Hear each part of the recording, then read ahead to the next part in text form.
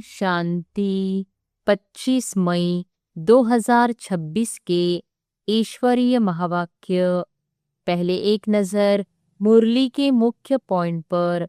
बाबा ने कहा, आत्म अभिमानी बनकर बैठना और हर समय बाप को याद करना ही मुख्य अभ्यास है। सबसे अधिक धोखा देने वाली कर्मेंद्रिय आंखें हैं, इसलिए उन पर विशेष नियंत्रण रखना है। कुदृष्टि और आकर्षण से बचने के लिए तुरंत किनारा कर लेना चाहिए। बुरी आदतें और चोरी की प्रवृत्ति पद को भ्रष्ट कर देती है।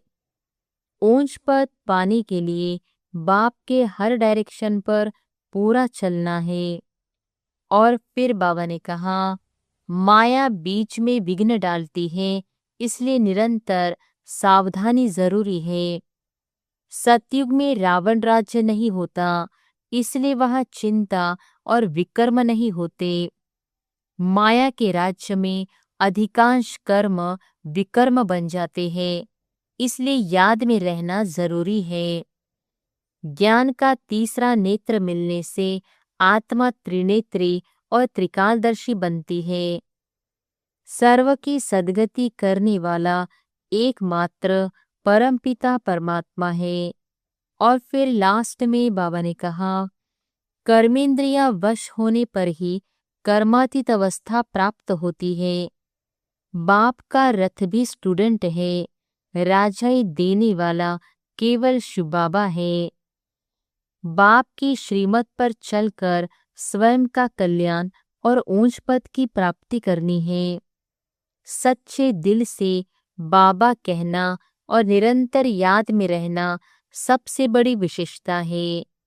और अब सुनते हैं महावाक्यों को विस्तार से। मुरली का सार। मीठे बच्चे, अपने आप से पूछो कि मैं कर्मेंद्रिय जीत बना हूँ। कोई भी कर्मेंद्रिय मुझे धोखा तो नहीं देती है। प्रश्न है, कर्मातीत बनने के लिए तुम बच्चों को अपने आप से कौन सा वायदा करना है? उत्तर है, अपने से वायदा करो कि कोई भी कर्मेंद्रिय कभी भी चलायमान हो नहीं सकती। मुझे अपनी कर्मेंद्रियां वश में करनी है। बाबा ने जो भी डायरेक्शन दिए हैं उन्हें अमल में लाना ही है। बाबा कहे, मीठे बच्चे, कर्मातीत बनना है तो कोई भी कर्मेंद्रिय से विकर्म मत करो। माया बड़ी प्रबल है, आंखें धोखेबाज है, इसलिए अपनी संभाल करो। ओम शांति। बच्चे, आत्म अभिमानी होकर बैठे हो। अपने आप से पूछो, हर एक बात अपने आप से पूछनी पड़ती है। बाप युक्ति बताते हैं कि अपने से पूछो, आत्म अभिमानी हो बैठे हैं। बाप को याद करते हैं, क्योंकि यह है तुम्हारी रूहानी सेना।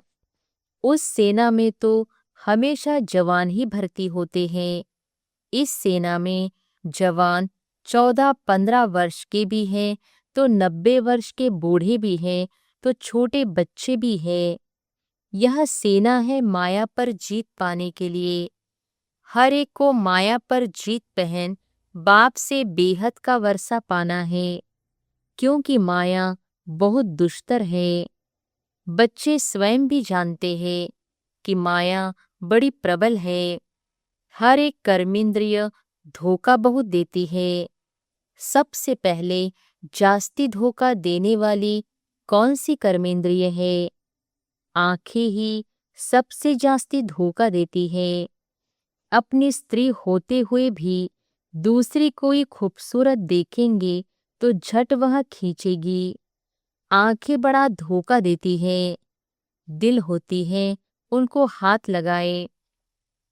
बच्चों को समझाया जाता है, सदैव बुद्धि से यह समझो कि हम ब्रह्मा कुमार कुमारियां भाई बहन हैं। इसमें माया बहुत गुप्त धोखा देती है। इसलिए यह चार्ट में भी लिखना चाहिए कि आज सारे दिन में कौन कौन सी कर्मेंद्रिय ने हमको धोखा दिया। सबसे जास्ती दुश्मन है यह आंखें। तो यह लिखना चाहिए, फलानी को देखा, हमारी दृष्टि गई। सूरदास का भी मिसाल है ना, अपनी आंखें निकाल दी। अपनी जांच करेंगे तो आंखें धोखा जास्ती देती है। अपनी स्त्री को भी छोड़ कोई अच्छी देखी तो उस पर फिदा हो जाते हैं। कोई गायन में होशियार होगी, श्रृंगार अच्छा होगा तो आंखें झट चलायमान हो जाएंगी। इसलिए बाबा कहते हैं यह आंखें बहुत धोखा देती है। भले सर्विस भी करते हैं परंतु आंखें बहुत धोखा देती है। इस दुश्मन की पूरी जांच रखनी है, नहीं तो समझो हम अपने पद को भ्रष्ट कर लेंगे। जो समझदार बच्चे हैं उनको अपने पास डायरी में नोट करना चाहिए, फलानी को देखा तो हमारी दृष्टि गई, फिर अपने को आप पे ही सजा दो। भक्ति मार्ग में भी पूजा के टाइम बुद्धि और तरफ भागती है तो अपने को चूटी चुटकी से काटते हैं। तो जब ऐसी कोई स्त्री आदि सामने आती है तो किनारा कर लेना चाहिए, खड़े होकर देखना नहीं चाहिए। आंखें बहुत धोखा देने वाली है, इसलिए सन्यासी लोग आंखें बंद कर बैठते हैं। स्त्री को पिछाड़ी में, पुरुष को आगे में बिठाते हैं। कोई ऐसे भी होते हैं जो स्त्री को बिल्कुल देखते नहीं हैं। तुम बच्चों को तो बहुत मेहनत करनी है। विश्व का राज्य भाग्य लेना कोई कम बात थोड़ी है।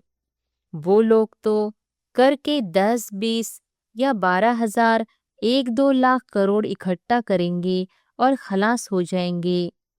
तुम बच्चों को तो अविनाशी वर्षा मिलता है, सब कुछ प्राप्ति हो जाती है। ऐसी कोई चीज नहीं रहती जिसकी प्राप्ति के लिए माथा मारना पड़े। कलयुग अंत और सतयुग आदि में रात दिन का फर्क है, यहाँ तो कुछ भी नहीं है। अभी तुम्हारा यह है पुरुषोत्तम संगम योग। पुरुषोत्तम अक्षर जरूर लिखना है। मनुष्य से देवता किए, तुम अभी ब्राह्मण बने हो। मनुष्य तो बिल्कुल घोर अंधियारे में है। बहुत है जो स्वर्ग को देख न सके।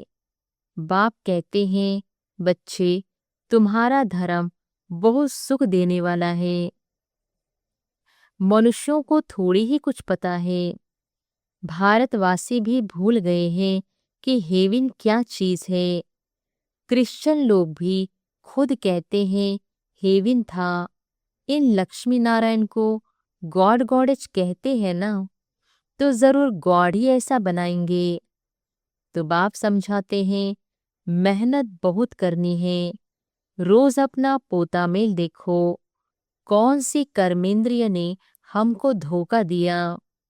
मुख भी बहुत धोखा देता है। आगे कचहरी होती थी, सब अपनी भूल बताते थे। हमने फलानी चीज छिपाकर खा ली। अच्छे अच्छे बड़े घर की बच्चियां बतला देती है, ऐसे ऐसे माया वार करती है। छिपाकर खाना भी चोरी है, सो भी शिव बाबा के यज्ञ की चोरी। यह तो बहुत खराब है। कख का चोर सो लख का चोर। माया एकदम नाक से पकड़ती है। यह आदत बहुत बुरी है। बुरी आदत होगी तो हम क्या बनेंगे। स्वर्ग में जाना कोई बड़ी बात नहीं है, परंतु उसमें फिर मर्तबा भी तो है ना। कहाँ राजा, कहाँ प्रजा, कितना फर्क है। तो कर्मेंद्रियां भी बहुत धोखा देने वाली है, उनकी संभाल करना चाहिए। ऊंच पद पाना है तो बाप के डायरेक्शन पर पूरा चलना है। बाप डायरेक्शन देंगे, माया फिर बीच में आकर विघ्न डालेगी।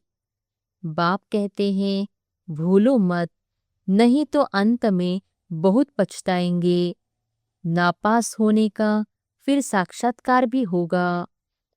अभी तुम कहते हो हम नर से नारायण बनेंगे, परंतु अपने से पूछो, अपना पोता मेल निकालो। बहुत है जो मुश्किल समझकर अमल में लाते हैं, परंतु बाबा कहते हैं इससे तुम्हारी उन्नति बहुत होगी। सारे दिन का पोता मेल निकालना चाहिए। यह आंखें बहुत धोखा देती है।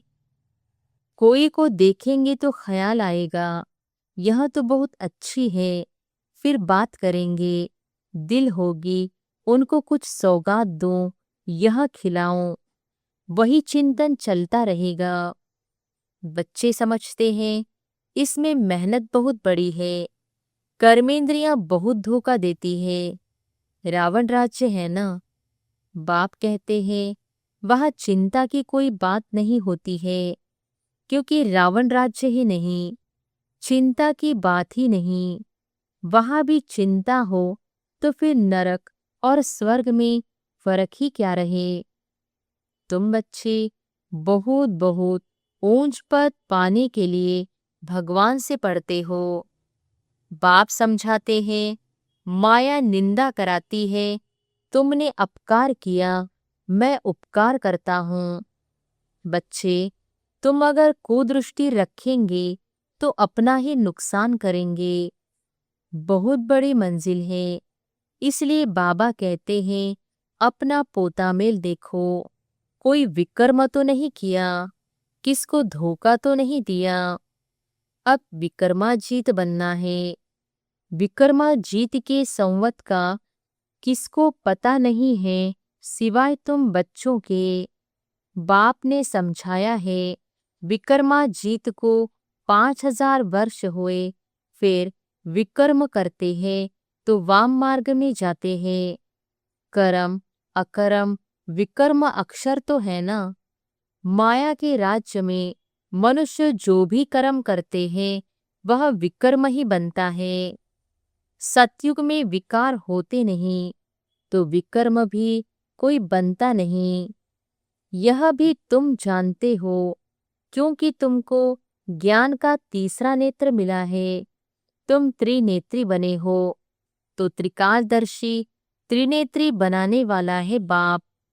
तुम आस्तिक बने हो तब त्रिकालदर्शी बने हो। सारे ड्रामा का राज बुद्धि में है। मूल वतन, सूक्ष्म वतन, स्थूल वतन, 84 का चक्र, फिर और धर्म वृद्धि को पाते हैं। वह कोई सद्गति नहीं कर सकते, उनको गुरु भी नहीं कह सकते हैं। सर्व की सद्गति करने वाला एक ही बाप है। अभी सबकी सद्गति होनी है।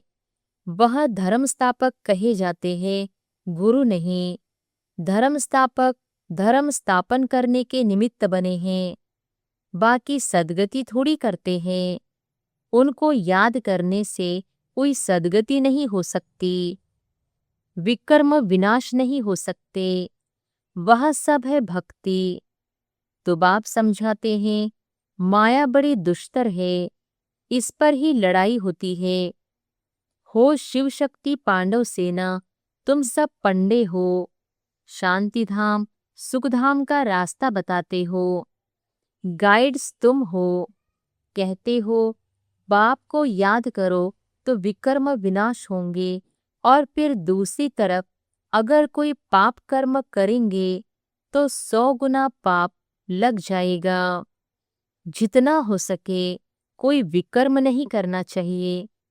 कर्मेंद्रियां धोखा बहुत देती हैं। बाप हर एक की चलन से समझ जाते हैं। बच्चों को माया के तूफान आते हैं।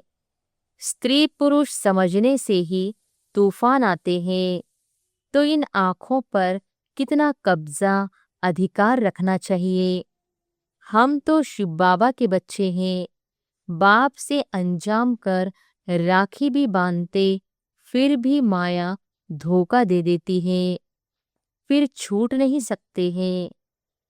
कर्मेंद्रियां जब वश हो तब कर्मातीत अवस्था हो सके। कहना तो सहज है कि हम लक्ष्मी नारायण बनेंगे, परंतु समझ भी चाहिए ना। बाप कहते हैं डायरेक्शन पर अमल करो, बाबा बाबा करते रहो, बाबा से हम पूरा वर्षा लेंगे।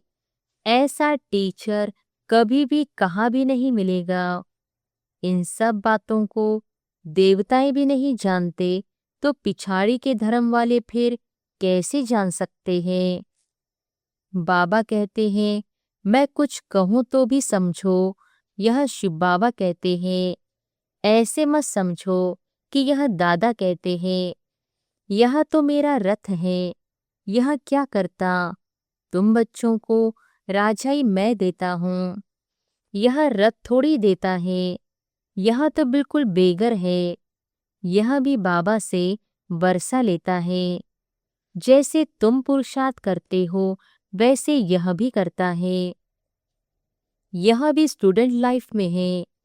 यह रथ लोन पर लिया हुआ है, तमोप्रधान है। तुम पूज्य देवता बनने के लिए, मनुष्य से देवता बनने के लिए पढ़ते हो। कोई की तकदीर में नहीं है तो कहते हैं मुझे तो संशय है। शिव बाबा कैसे आकर पढ़ाते हैं, मुझे तो समझ में नहीं आता है। बाप की याद बिगर विकर्म विनाश हो न सके। पूरी सजा खानी पड़ेगी। यह राजाई स्थापन हो रही है।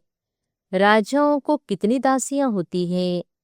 बाबा तो राजाओं के कनेक्शन में आया हुआ है। दासियां दहेज में देते हैं। यहाँ भी इतनी दासियां हैं तो सतयुग में कितनी होंगी। यह भी राजधानी स्थापन हो रही है। बाबा जानते हैं बच्चे क्या क्या कर रहे हैं। हर एक के पोता मेल से बाबा बता सकते हैं। इस समय मर जाए तो क्या बनेंगे। कर्मातीत अवस्था को पिछाड़ी में सब नंबरवार पाते हैं। तो यह कमाई है। कमाई में मनुष्य कितना बिजी रहते हैं। खाना खाते रहेंगे, टेलीफोन कान पर होगा। ऐसे आदमी तो ज्ञान उठा न सके।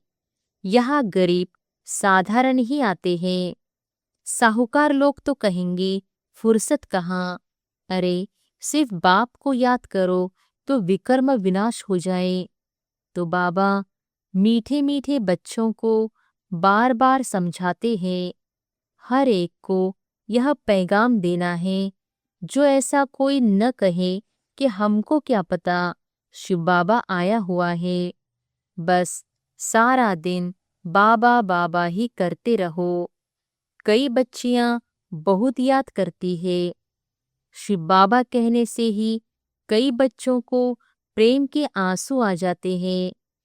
कब जाकर मिलेंगे, देखा नहीं है तो भी तड़पती रहती है और देखे हुए फिर मानते नहीं। वह दूर बैठे आंसू बहाती रहती है। बंडर है ना। ब्रह्मा का भी बहुतों को साक्षात्कार होता है। आगे चल बहुतों को साक्षात्कार होगा। मनुष्य को मरने समय सब आकर कहते हैं भगवान को याद करो। तुम भी शिव बाबा को याद करो। बाप कहते हैं बच्चे पुरुषार्थ में मेकअप करते रहो। मौका मिलता है तो मेकअप करो। कमाई कितनी भारी है। कोई कोई तो ऐसे हैं जो कितना भी समझाओ तो भी बुद्धि में नहीं बैठता।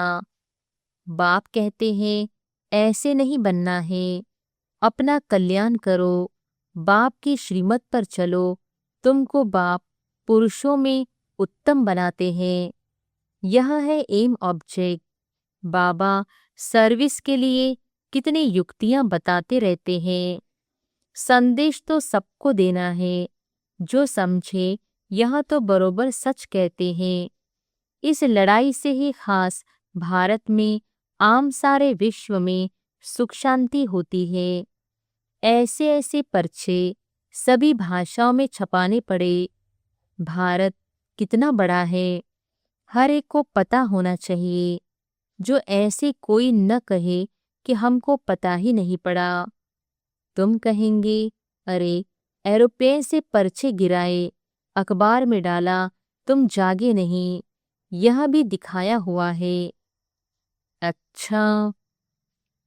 मीठे मीठे सिकिलधे बच्चों प्रति माता पिता बाप दादा का याद प्यार और गुड मॉर्निंग। रूहानी बाप की रूहानी बच्चों को नमस्ते। धारणा के लिए मुख्य सार। पहली पॉइंट, स्वयं में जो भी बुरी आदतें हैं उनकी जांच कर उन्हें निकालने के लिए मेहनत करनी है। अपना सच्चा सच्चा पोता मेल रखना है। बाप के डायरेक्शन पर चलना है। दूसरी पॉइंट, ऐसा कोई कर्म नहीं करना है जिससे बाप का नाम बदनाम हो। अपनी उन्नति का ख्याल रखना है, जरा भी कुदृष्टि नहीं रखनी है। वरदान है, स्थूल व सूक्ष्म में हर फरमान को पालन करने वाले संपूर्ण फरमान बरदार भव। स्थूल व सूक्ष्म में हर फरमान को पालन करने वाले संपूर्ण फरमान बरदार भव। स्थूल फरमान पालन करने की शक्ति उन्हीं बच्चों में आ सकती है जो सूक्ष्म फरमान पालन करते हैं। सूक्ष्म और मुख्य फरमान है, निरंतर याद में रहो व मन वचन कर्म से पवित्र बनो। संकल्प में भी अपवित्रता व अशुद्धता न हो। यदि संकल्प में भी पुराने अशुद्ध संस्कार टच करते हैं तो संपूर्ण वैष्णव व संपूर्ण पवित्र नहीं कहेंगे। इसलिए कोई एक संकल्प भी फरमान के सिवाय न चले तब कहेंगे संपूर्ण फरमान बरदार। स्लोगन है, बाप को जानकर दिल से बाबा कहना यह सबसे बड़ी विशेषता है। बाप को जानकर दिल से बाबा कहना यह सबसे बड़ी विशेषता है। ये अव्यक्त इशारे सदा अचल अडोल एक्रस स्थिति का अनुभव करो। एक्रस स्थिति बनाने के लिए कर्मयोगी बनो। कर्मयोगी के आगे कोई कैसा भी आ जाए वह स्वयं सदा न्यारा और प्यारा रहेगा। नॉलेज द्वारा जानेगा, इसका यह पाठ चल रहा है। वह अच्छे को अच्छा समझकर साक्षी होकर देखेगा और बुरे को रहमदिल बन रहम की निगाह से परिवर्तन करने की शुभ भावना से साक्षी होकर देखेगा। यही एक्रस स्थिति बनाने का साधन है। अच्छा, ओम शांति।